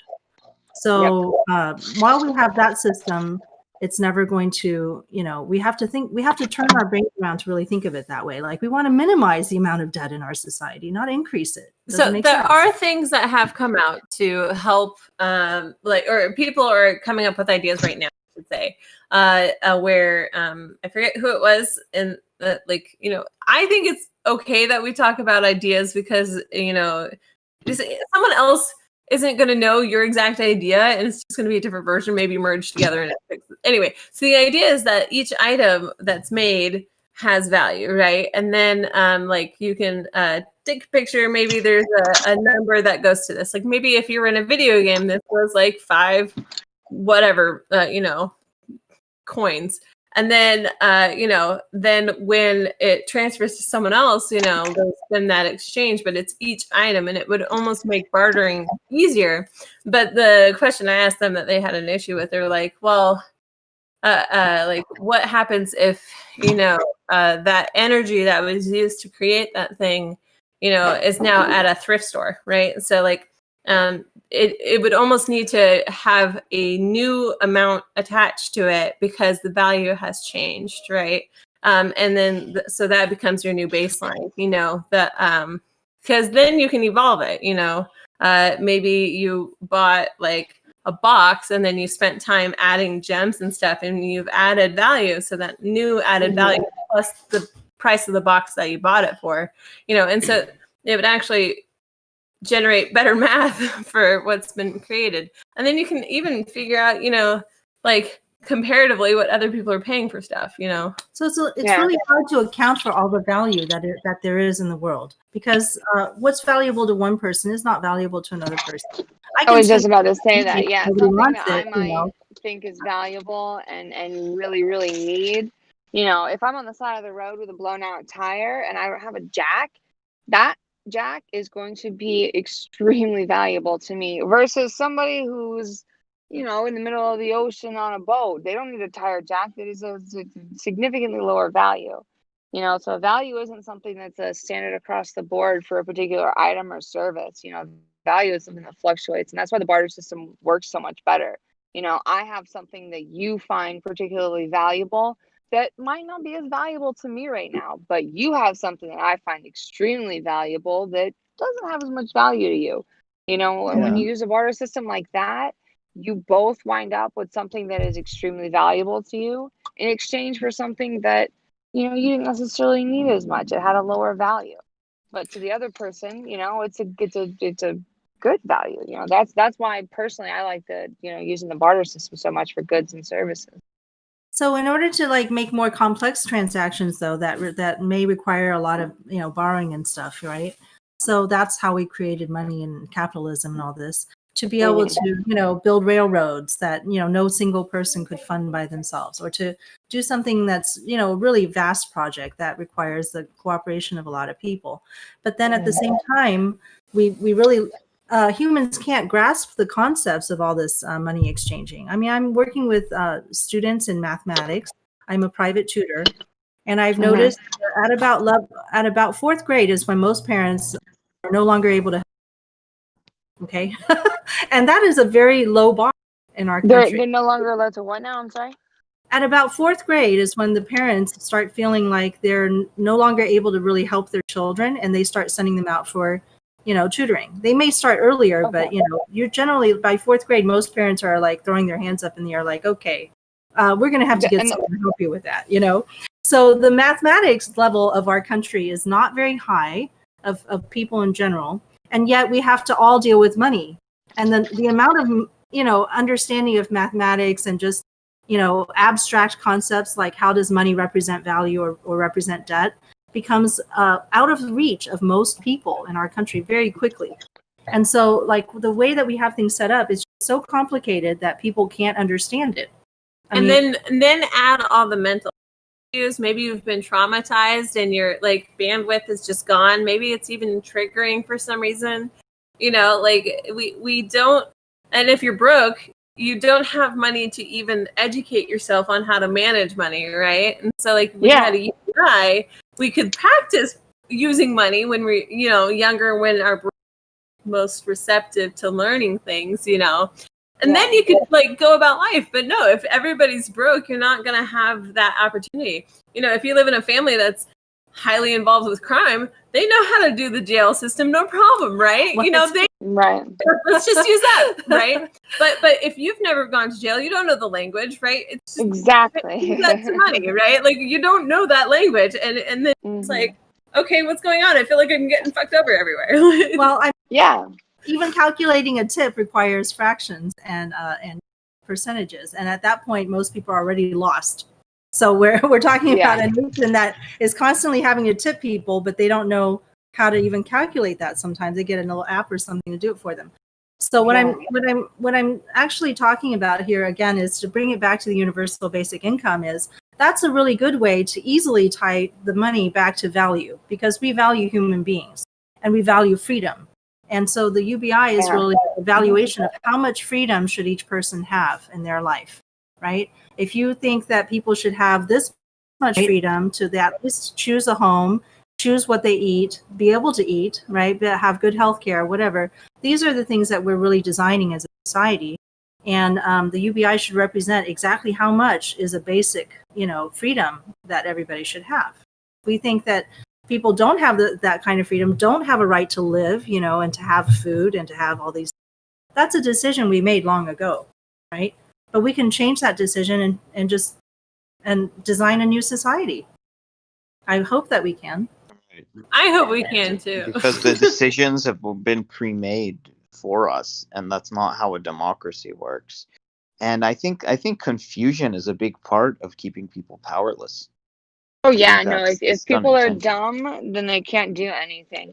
And like when you talk about the schools and stuff, I think schools are terrible, but education is so Great. important. And children are not being educated in schools. They're being taught to sit down and they're being indoctrinated. Yep, exactly. Yeah. Yeah, pretty there's a sad. difference between going to school and getting an education. Right. You know, I mean, and they're not the the best same anymore. education I got was when I was traveling, I think. Oh yeah, no, I've learned more from people and doing, my own research and fact finding. Like I, had to learn all that jail stuff by myself. That wasn't something I was taught in school. When I learned about money and economics in school, I wasn't taught how to do taxes. I learned how to do that on my own. Like I had to educate myself after going to school. Like I didn't gain an Right, education in school. I and not learned how to to sit down mention and like shut up.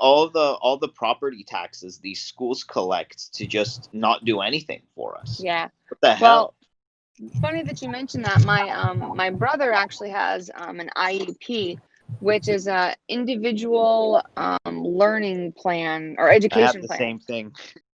Yeah. So when we were living in Oregon when I was younger, they actually did very well with him, and they really did focus on making sure that he was, getting the information that he needed to in order to, learn.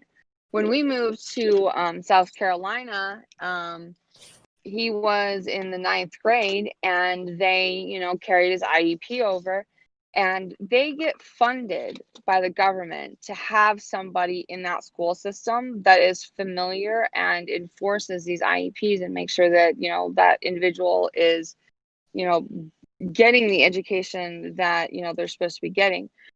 When we moved to The South Carolina, IEP, the IEP yeah. stands for the Individual Education Plan. Is that right? Yep. So that just means that he has a little bit of ADHD, a little bit of Asperger's, just a little bit. So he doesn't retain information as quickly and in the same manner as everyone else. So in a classroom setting, he wasn't really it wasn't sticking, if you will. So his learning plan was, to have someone there with him that, if it wasn't sticking, they would make sure that they could explain it to him.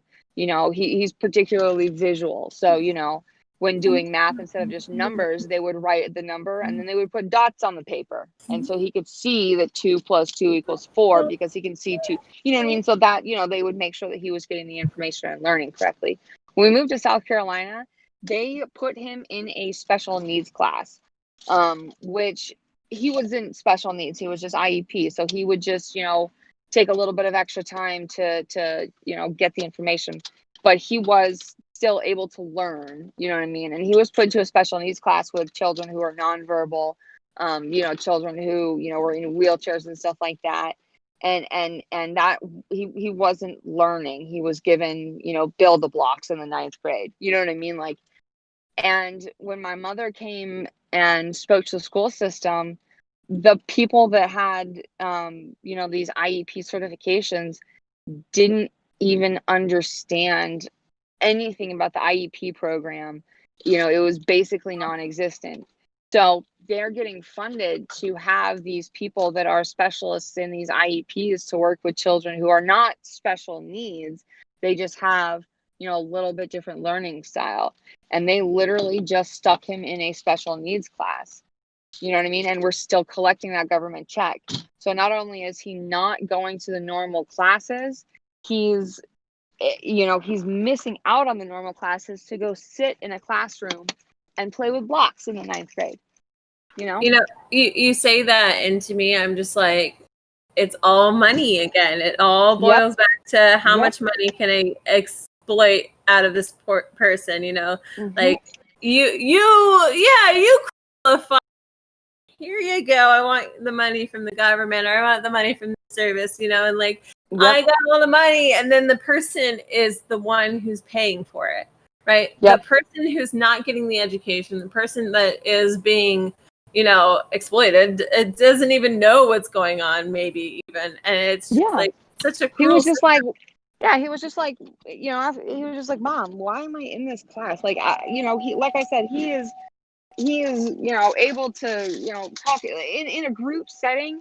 You wouldn't even know that he, has these, has the Asperger's. It's not, he doesn't have any of that stuff. He just, doesn't really pick up on subtleties as much, and his learning style is just a little bit different than other people's. He could still function in society just like normal. He could have made it through high school. He would have struggled much more, but he could have made it without that IEP. But with that IEP, like, it was a drastic difference. Like when he was, when we were in Oregon, and they had people that were actually like able to help him through these IEPs and stuff. He was learning and he was understanding, he was grasping the concept, and then when we moved over there, they literally took his education away from him. Wow. It was terrible. Like there's this whole series on Netflix called Dirty Money, and it's like so unbelievable, and they take advantage of old people too. Like old people can like sign something that they don't know why they're signing, and then someone becomes a conservator and has power of attorney. All their assets and everything they own can just be like sold off by some greedy lawyer judge who just like tricked them into signing something. There's no protection of like, well, this is fraud, I need to like stop this now. Like, you signed a legal contract. Well, under what pretenses? Like, did I know? Like, and I had faith that you would not violate my civil rights, but you just did, and therefore, like, now you're justifying it because you have a piece of paper. No, you're being an asshole. I read something so hilarious. It said, if the United States saw what the United States was doing inside of the United States, it would send the United States to liberate itself from the United States. Oh yeah. No, it's like, why the hell are we sending armies into like foreign countries when, I mean, we should be sending armies against ourselves and all these corrupt people that we have in charge? Like, you mean everyone in government? No, I'm just kidding. So Katie, it was really fun to talk to you, and I wanted to find out, would you like our listeners to be able to get in touch with you afterward the fact? Do you want to learn about your sort of social media? Definitely. Do anything like that? My social media, you can pretty much search KATIE CENI, and I'm pretty much under that handle on all my social media. And then my email is just KATIECENI@gmail.com. If anyone wants to reach out and get in touch with me, have any questions, or just want to discuss, feel free to do that. I literally just travel, so I'm pretty much available 24/7 to talk and gripe with each other and educate if anyone has questions, for sure. Yeah, do you use Instagram or Twitter, or what do you prefer? Instagram, Twitter, Facebook, any of those, and then I check my email pretty regularly too. So any of those social medias, you can find me there. So I put that as a credit on our podcast today, and cool. We're coming up to about 2 hours, which is when we usually wrap up. So do you have anything that you would like to, like a final thought you'd like to? Yeah, sorry, we started a little earlier than you came on. Yeah. Those time zone thing kind of got me. When we have special guests, like none of us are on the right times. Right. But it's so easy to not see that. Right. I need to like make more the day before, or something. Confirm it. Yeah, confirmation. So I am. Final thoughts really for me. Just be careful out there, man. Yeah. Don't borrow cars from anybody. And educate yourself. Educate yourself on money. Educate yourself on how these systems work. Because when you get into a situation where you need that education, the people that are supposed to be helping you, like the COs in jail and these people that run these IEPs and the banks and stuff, those people are not on your side. You need to educate yourself. You need to take that into your own hands and be prepared for these situations prior to. That would be my biggest thing is learn how money works. Learn how these systems work. Learn how corrupt that they are, so that you understand what you're getting yourself into, you know, when you do go to jail, when you do get a title loan, you know, when you do, you know, get an education from school, you know, like empower yourself, because no one else is gonna provide you with any of that. You know, when you talk about educate yourself about jail and stuff, in my mind, I'm just like, man, that should not be a thing we should be having to say out loud, right? Like, this is not a scenario. But I mean, realistically, we should. But it's not just that. It's like, okay, what I want to do is like, oh, I'm an investigative journalist. Oh yeah. Oh, like, and then I want to see how that affects them, you know, because I know what happens when you don't say that, right? You know, but if something happens to me, you know, how is that going to affect someone else's behavior? Hi, Moto. Are you joining us for just a moment? Just about to wrap up. Yet. Yeah, we're wrapping up. I'm just checking on the bot here. I'm sure you're just checking on Craig. Yeah, there's something Moto funny is the creator of our SEO optimization bot, Bart. So probably just checking on Bart. Bart is having some issues too. It won't let me bullet anything. There's a lot of error messages. Mm-hmm. Well, so anyway, Katie, thank you so much for coming on the show. You've been a fantastic guest. I'm sure you realize your story is surprisingly common, but you know, maybe some listeners didn't. I'm so glad I could record stories like this. You know, it's happening in 2020 to everyone, and we just have to know each other and get together and say what's happening to us is not okay, and it's not our fault, and it should not be normalized, and we have to change the system dramatically. So thanks for being part of that. We the poor are smart. We know what's happening, you know, and you get into these situations and then you have all this extra learning you have to do that wealthy people do not have to learn. You know, if they haven't been thrown in jail, they don't have to go through this whole education. They have a lawyer because they can afford it. That will just do it for them. They don't need to know. Yeah. Being poor is a pretty terrible situation to be in when you're incarcerated or looking for education, because your value as a human being is directly linked to your financial value, unfortunately. Your financial value is very high. So when I was in jail, for example, in the federal, they were getting paid over $60,000 a year for having me there. Some people don't even make it. So it's like you're more valuable when your potential's being like squandered and destroyed than when you actually have it. That's why we need a UBI, because this is a disgusting system. Yeah. These people are pieces of crap. And what we talked about today is the key, is that, you know, the fact that money is the debt, and rather than you know, the value of things.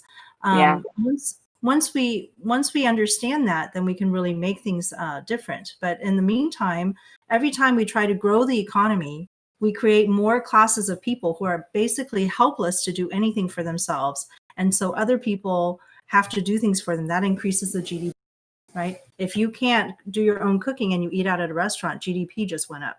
If you can't take care of yourself and you have to get a nurse to come take care of you, you're medically disabled now, that increases our GDP. You know, if you go to jail, you can't do anything for yourself while you're locked up. People have to feed you and clothe you and take that. It really increases the GDP there. And GDP is really killing us. It's taking us right off the cliff. So, So do you think you could officially join Yanggang with Katie? I have to make the ask. Yeah, sign me up. Are you there with us? Maybe you can come back to our podcast again. Yeah, this doesn't have to be the only time you're on, by the way. It could just be your introductory. And you can actually give us more information on how the country's falling apart from a ground level. For sure. Because you're totally on the ground. Like, we'd love to have you back on. You could become a regular. We'd love to see you again. I would love that. I would love that. And, you know, being able to travel around and stuff like that, you know, I do get to see, you know, a lot of not so awesome things in the country. I get to see a lot of really beautiful stuff too. So, you know, when there are nice things, I would definitely love to, you know, give some fun stories. Maybe next time I come on, I'll tell you guys about a good How about thing your that boyfriend? happened.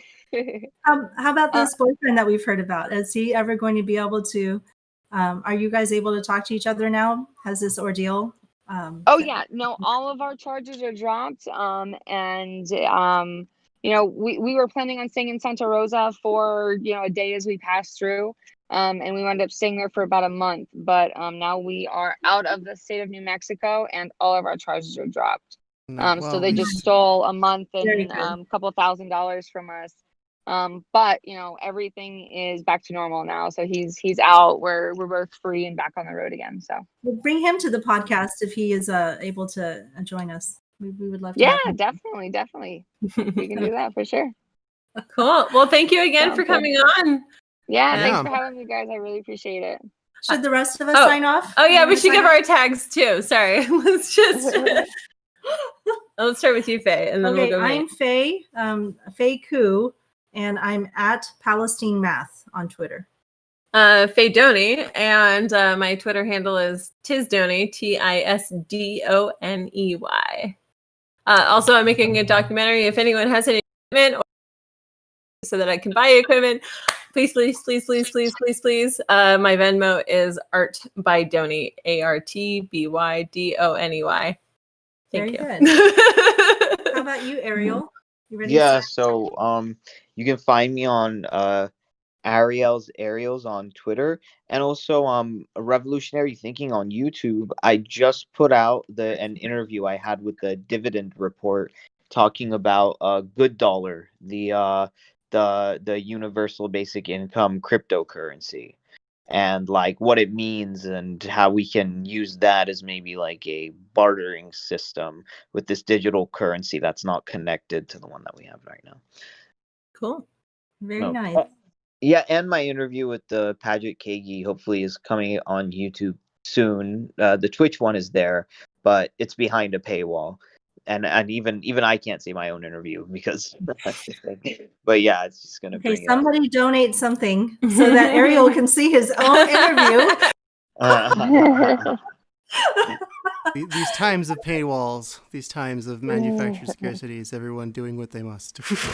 Oh, actually, I'm going to plug a different interview I did. It was Careworth Podcast, episode 4.